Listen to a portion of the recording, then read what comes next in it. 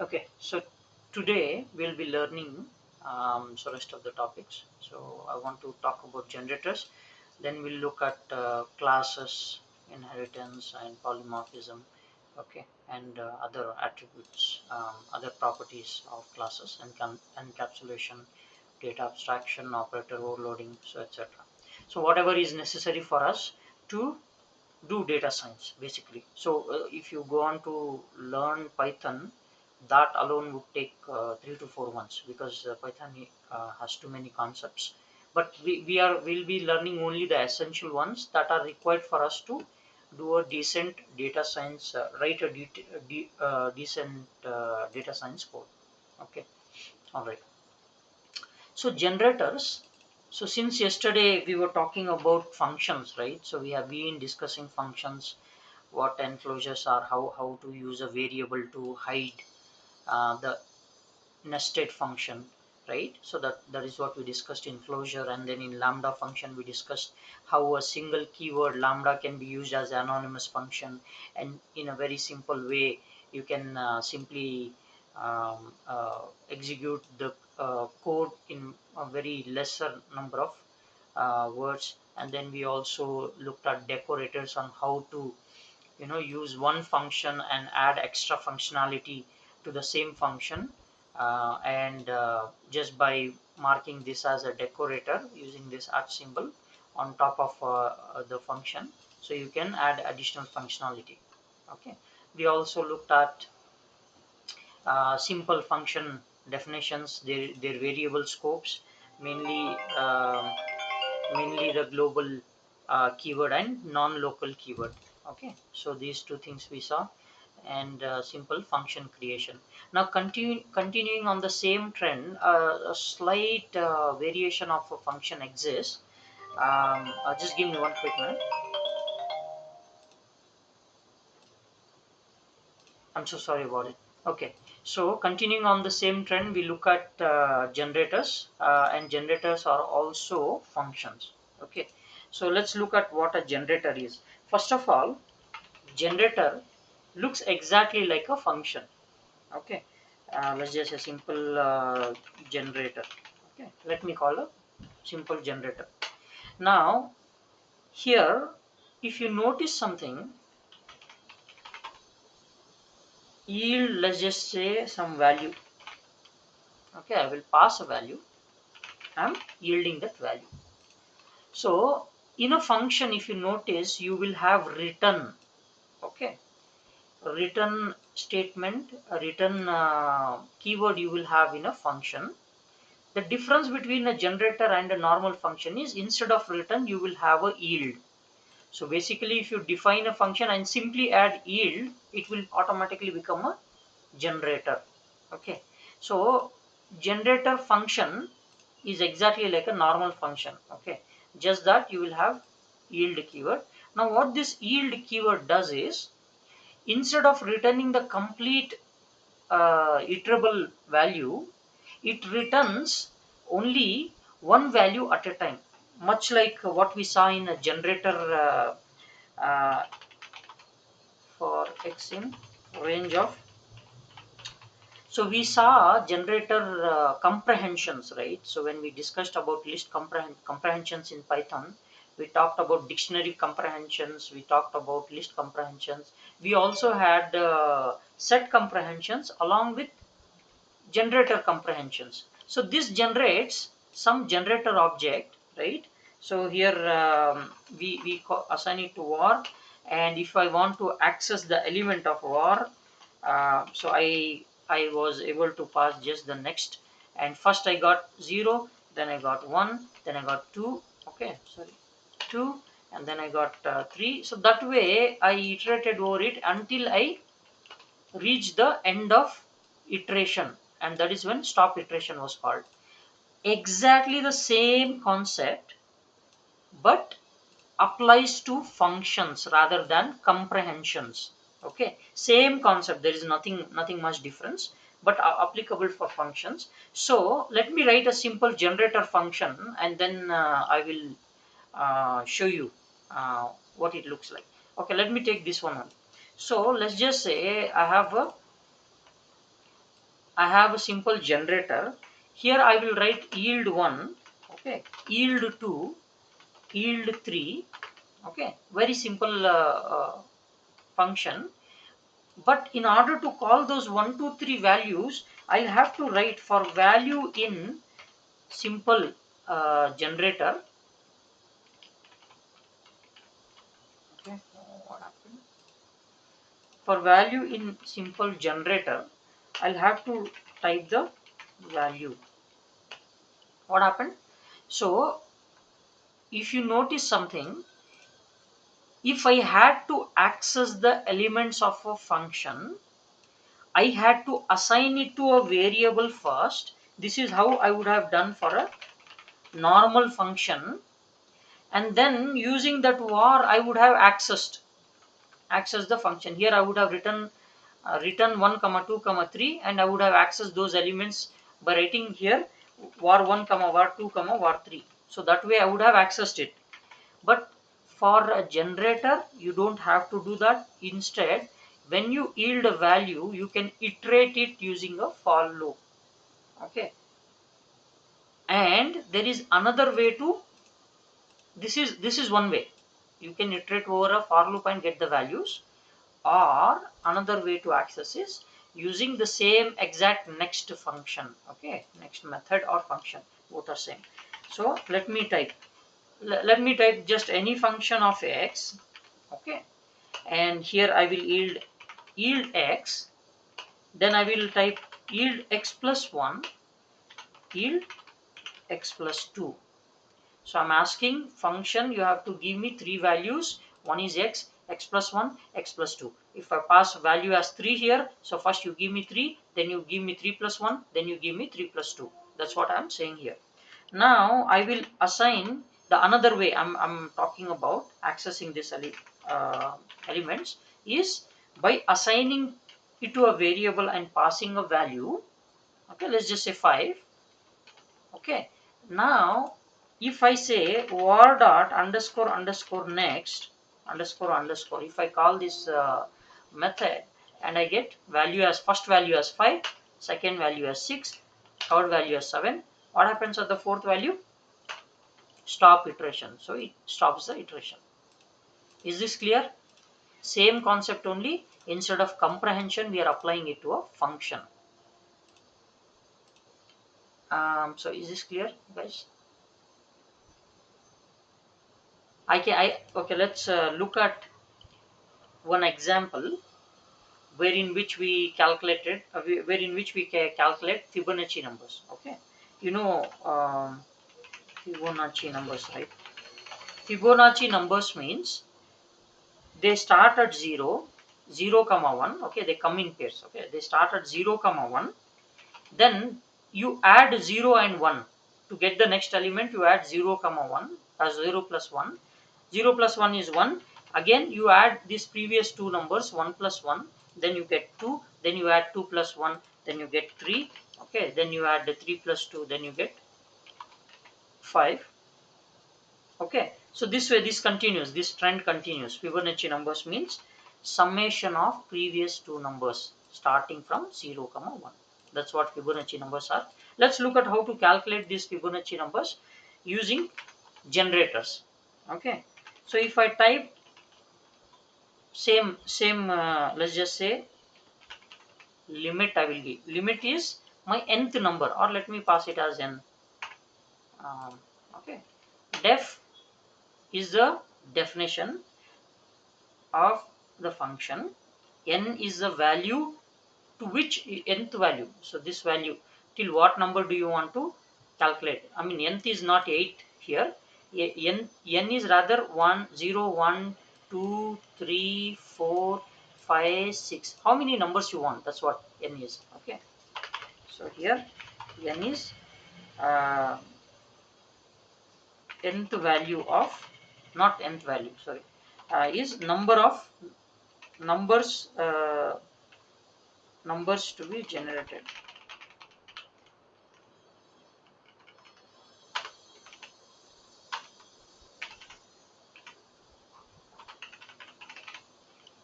Okay, number of fib numbers to be generated. Now if I have to have a 0 comma 1, okay, that is always the case. So I'll assign it to a comma b equals to 0 comma 1. Okay. Now once you assign 0 comma 1, you'll have to add these numbers, right? You'll have to first add, then increment, then add, then increment, then add, then increment. So that way. So what I'll do is I'll use a while loop while a is less than n.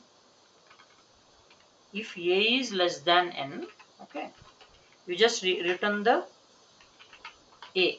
So what I'm saying is, if my first number, okay, and the number that I have passed, if I pass 0 here, okay, let's just say 0 values I want, and a is already 0, okay, so I'm saying you just yield a if it is less than n, or if I pass 1 here, okay, if I pass 1 here, 0 is less than 1, so you just return a, okay. But if I pass 0, a is not 0 is not less than 0, so we will have to handle that condition also, okay. After you yield a comma b will become b comma a plus b. So a, whatever was in 0th position, okay, will be assigned to the next element. Again, whatever was in 1th element will be assigned to next element. So that way a comma b will become b comma a plus b, and the next element that you are going to assign is the sum of these two. So first element would be 0, second element would be 1, then you iterate, then the second element became first element, okay. So this way, let me show you.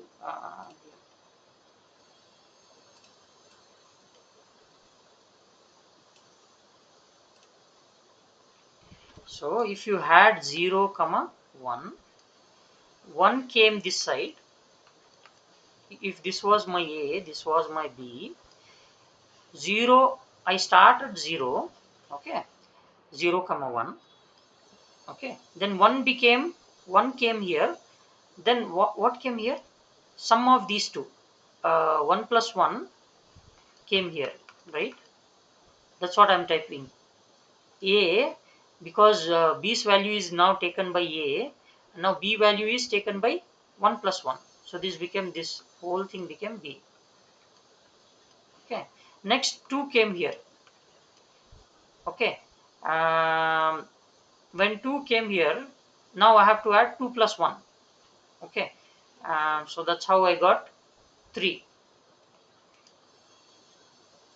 Are you following me? Then 3 plus 2 is calculated here, okay, and 3 value is assigned here, okay. Then 5 values assigned here, then 5 plus 3 is calculated here, then 8 values assigned here, okay, then 8 plus 5 is calculated here, 13, then 13 is assigned here, 13 plus 8 is calculated here, okay.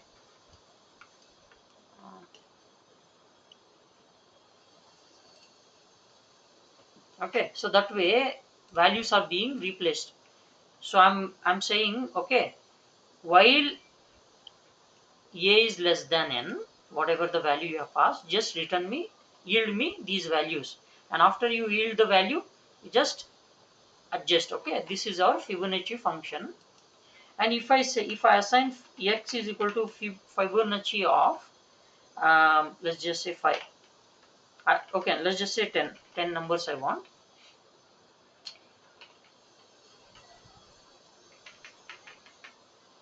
Okay, now if I pass, either I can use a next method to get these numbers, or I can use the for loop. So let me do one thing, let me use a for loop.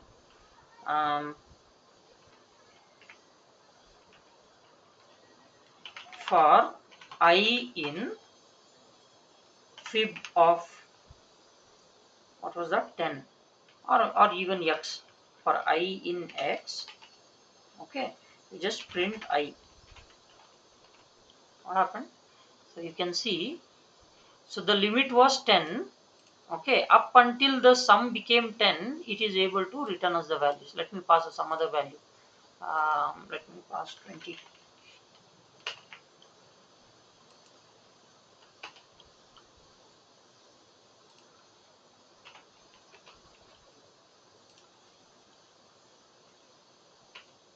Okay, so that way, summation of previous two elements.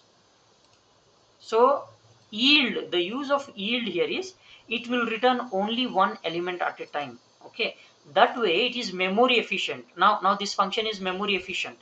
Okay, what I mean to say is, okay, I'm defining that, although it will take okay, print end equals to um, not slash t. I will just give one space. Watch what happened. I asked it to create, what is this big value I have passed? 3 3. Okay, so 20 billion. I have passed the value of 20 billion. 20 billion. Okay, now 20 trillion. Okay, let's test it out. Okay, so you see how quick it is, in although the operation is very simple in just addition, but you get the idea. So yield is so memory efficient that it doesn't hog my memory. um, no matter what number you provide here, even big numbers, it will be able to calculate, simply because it is calculating one number at a time.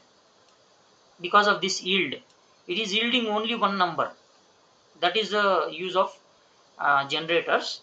uh, if I had a while loop and had written, definitely one, this would have taken some time, okay, few more extra seconds, and two, it would have there is a chance of um, you know a memory overflow. Okay, so that is why we use generators. Is this generator concept understood?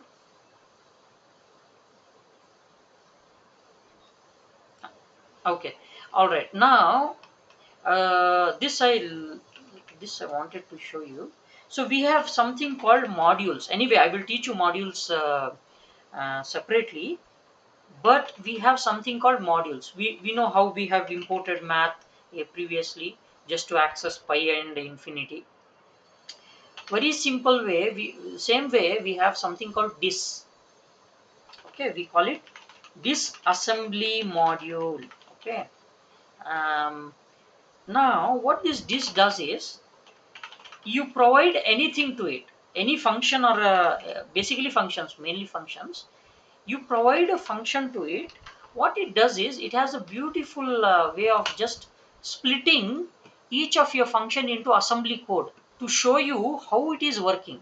So basically, you remember this will come in handy. Okay, if you want to debug, if you are stuck, you don't know what is happening inside it, you can use this. Okay, so what is happening here is, if you notice, it has splitted the entire process in several steps. So if you understand assembly, not exactly completely understand, but if you know even the little bit of basics on how these things work, notice it is taking 0 here, it is assigning it to a constant here. Okay, and then it is doing mathematics. Okay, unpack sequence, it's unpacking, doing some sort of unpacking here, and then storing, again loading that one. Okay, you notice the a and b, how a and b value are moving here. Again it is loading n value quick fast. Okay, now comparing a value with n. Okay, um, okay, it's doing something else. Okay, now again it is loading, because this condition is not met, a is not less than n yet. That's why it is loading a again. Now it is yielding value. Okay, it is resuming the operation, again loading 2 again. You see the flow, what is happening. So first it is loading 0 comma 1.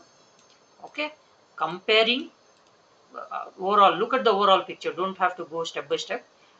Loading 0 comma 1. Okay, comparing, condition is not met. okay, doing addition, okay, and then moving forward. Sorry, here again addition is being done here. Okay, addition is done, binary operation, and reassignment of values is happening, again comparison is happening. So this process keeps repeating. This indicates means there are too many steps below which can't be displayed. That's what this means. Okay, so this operation is kept repeating until it reaches this value. Okay, so that's about it. So this may come in debugging part. Just remember, not something that you can. Um, I mean, easy to remember. That's what I'm saying. Anyway, so this is all about generators. Any doubts in this before we move on to other topics?